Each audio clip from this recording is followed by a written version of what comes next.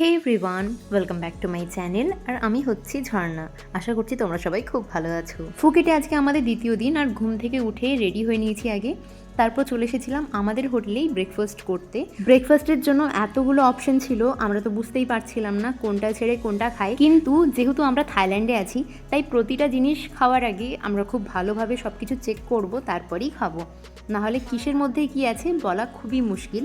তো ফার্স্টে আমরা পুরো জায়গাটা চেক করে নিচ্ছিলাম, মানে কোথায় কি আছে, তারপর ঠিক করব কি খাবো না খাবো। এখানে ভাত আর চিকেন কারিও ছিল একটা, মানে থাই চিকেন কারি একটা।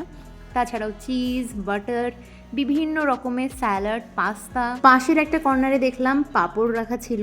তাছাড়াও একটা বেক বিনস ছিল। এখানে ছিল রাজমা, তার পাশে ছিল জিরা রাইস।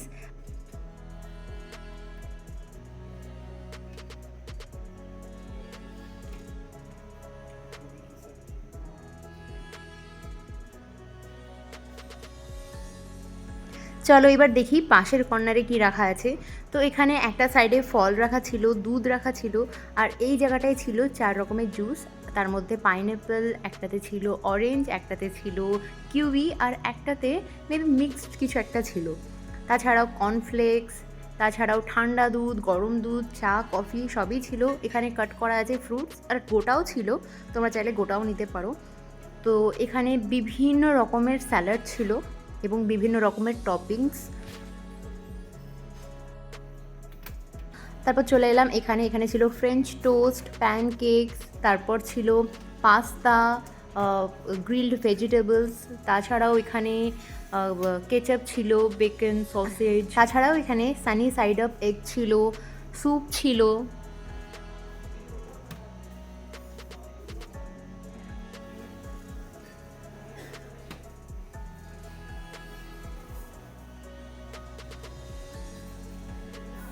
এই কর্নারটায় ছিল বিভিন্ন রকমের ব্রেডস। এখানে বিভিন্ন কালারের, আমি এখানে একটা স্পেশাল ব্রেড দেখেছিলাম যেটা রেনবোর মতো, খেতেও একই। তাছাড়াও ক্রসন, তাছাড়াও প্যাটিস, তাছাড়াও বিভিন্ন রকমের কেকস, ডোনাট, মানে এত ভ্যারাইটি ছিল আমি বুঝতেই পারছিলাম না যে কোনটা খাবো। তাছাড়াও এখানে লাইভ অমলেট বানানো হচ্ছিল, যে কেউ তার পছন্দ মতো টপিংস দিয়ে এখানে অমলেট বানিয়ে নিতে পারে। আর যেহেতু এখানে পর্ক ছিল, তো আমি ওই জায়গাটায় গেলাম না। এখানে দেখতেই পাচ্ছ ফ্রুটও রয়েছে, মানে ফ্রেশ কাট করে ওরা দেবে যদি তোমরা চাও তাহলে।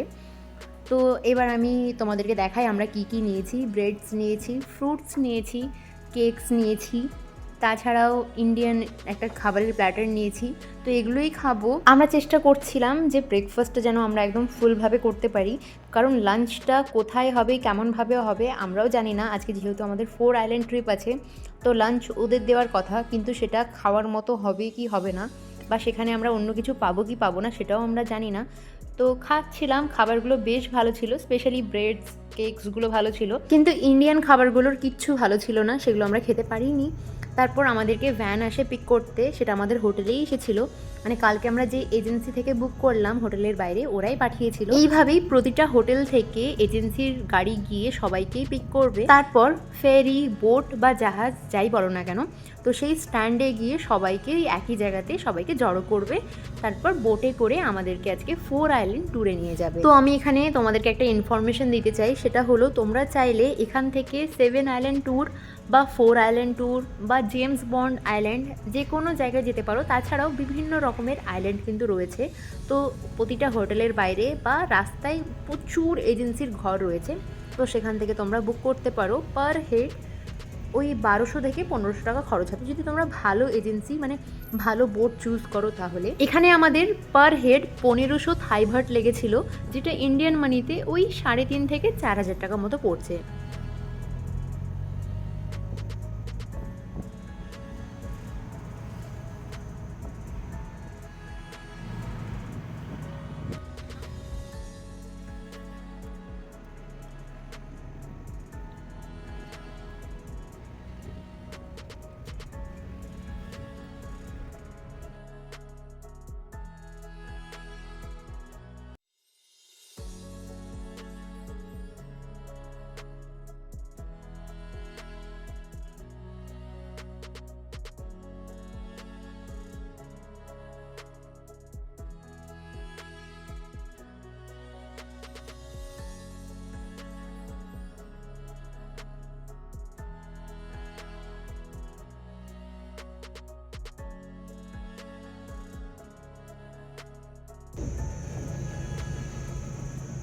আমরা পৌঁছে গেছি একটা বিচের ধারে বোটের স্ট্যান্ডে।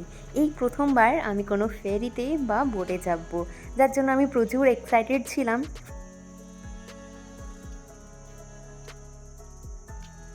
প্রথমেই এখানে আমাদেরকে একটা ফর্ম ফিল আপ করতে দেওয়া হয়। এখানে নাম, ঠিকানা, হোটেলের নাম এবং অ্যাড্রেস দিতে হচ্ছিল।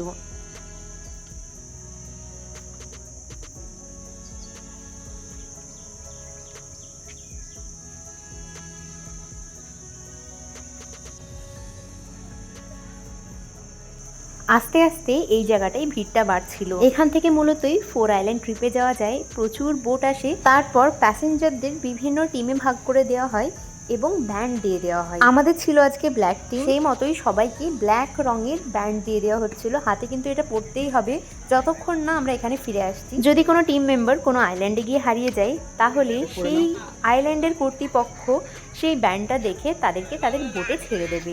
এটাই ছিল এটার মূল উদ্দেশ্য।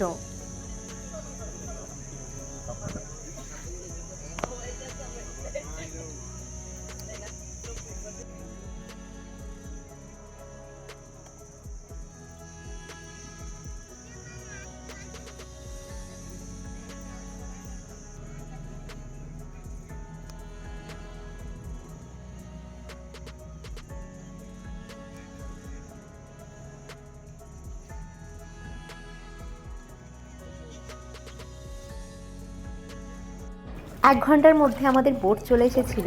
এবার আমরা বোটে চাপবো।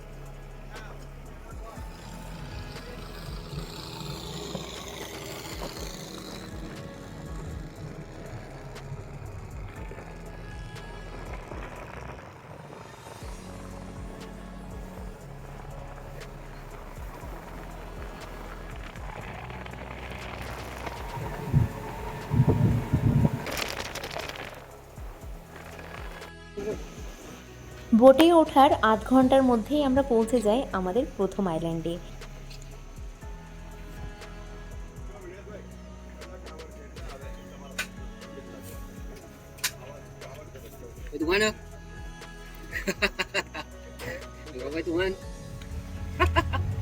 এই বিচটার নাম পাহারানাং কেভ বিচ। এই কেভের মধ্যে দিয়ে গিয়ে আমরা পাবো আমাদের প্রথম বিচ।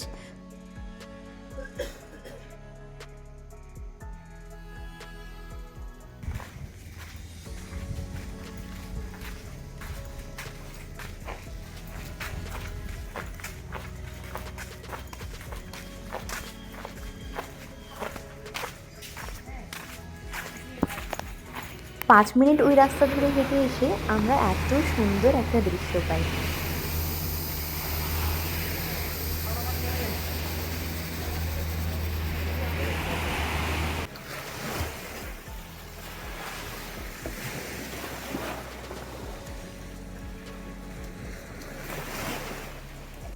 এই বিচটাই আমাদেরকে 8 ঘন্টা টাইম দেওয়া হয়েছিল, আর টাইম মতো আমরা চলে যাচ্ছি আমাদের বোটে।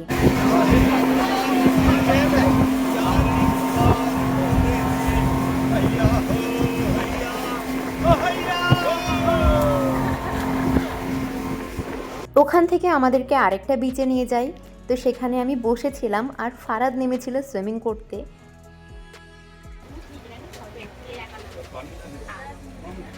তারপর আমাদেরকে নিয়ে যাওয়া হয়েছিল চিকেন আইল্যান্ডে, আর ওখানে গিয়ে ফারাদ করেছিল স্কর্টলিং। এখানে সুইমিং না জানলেও লাইফ জ্যাকেটের সাহায্য নিয়ে তোমরা নামতেই পারো, কিন্তু আমি তো আর সেকেন্ড আউটফিট নিয়ে আসিনি। যদি আমি সুইম স্যুটটা নিয়ে আসতাম তাহলে আমি অবশ্যই হয়তো নামতাম। আমি বলবো যারা 4 আইল্যান্ড ট্যুরে যাবে তারা অবশ্যই সঙ্গে করে একটা সুইম স্যুট নিয়ে যেও। সবার দেখা দেখি ইচ্ছে হলে তোমরা অন্তত বিচের ধারে একদম কম জলে হলেও নামতে পারবে।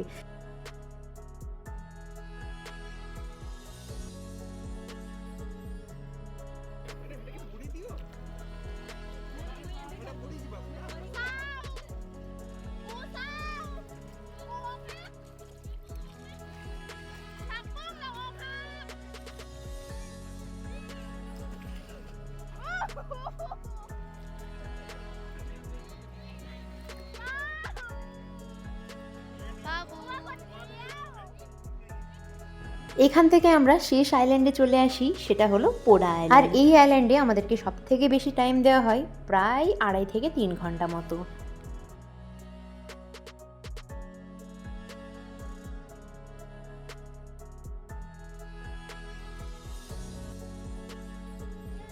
এই আইল্যান্ডে নেমেই প্রথমেই আমাদেরকে লাঞ্চের জন্য ডাকা হয়েছিল। প্রতিটা টিমকেই তাদের বোট থেকেই লাঞ্চ প্রোভাইড করা হয়।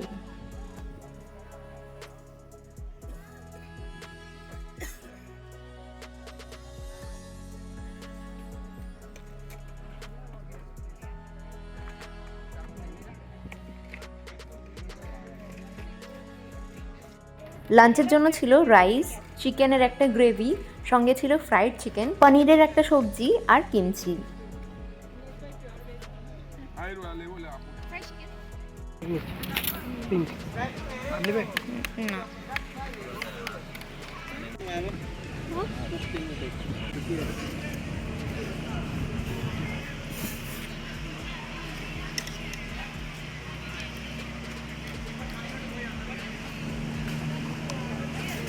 এই বিচে বসে খাওয়ার জন্য প্রচুর টেবিল চেয়ারের ব্যবস্থা ছিল।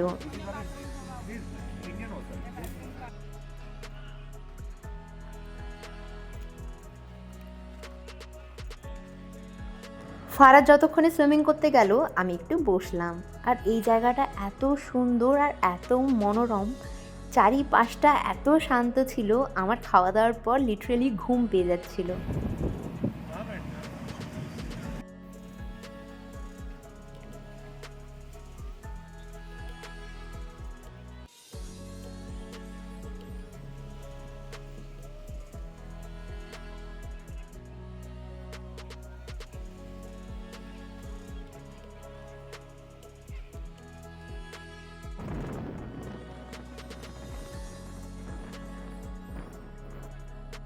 আমরা 4 আইল্যান্ড ট্রিপ সেরে ফিরেছিলাম ওই দুপুর 3:30 থেকে 4:45 নাগাদ। এখন বাজে 4:30 আর আমরা যাচ্ছি আমাদের হোটেলের সুইমিং পুলে।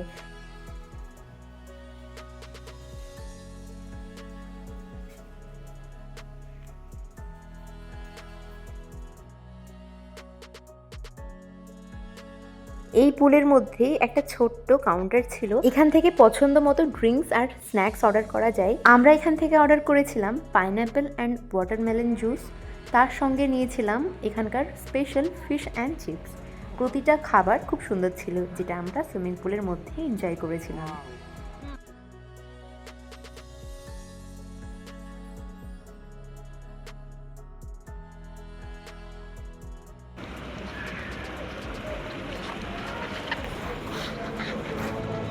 সন্ধ্যাবেলায় আবারও বেরিয়েছিলাম ক্র্যাবির নাইট মার্কেটে। আর আজকে আমরা প্রচণ্ড টায়ার্ড ছিলাম, তাই আগে থেকেই ভেবে রেখেছিলাম খুব বেশি আজকে হাঁটবো না। আমাদের হোটেলের পাশেই একটা নাইট মার্কেট ছিল, যেটা আমরা সুইমিং পুলে গিয়ে দেখতে পাই। তো সেখানেই আমরা গেছিলাম। এই মার্কেটটা নতুনভাবে তৈরি হচ্ছে।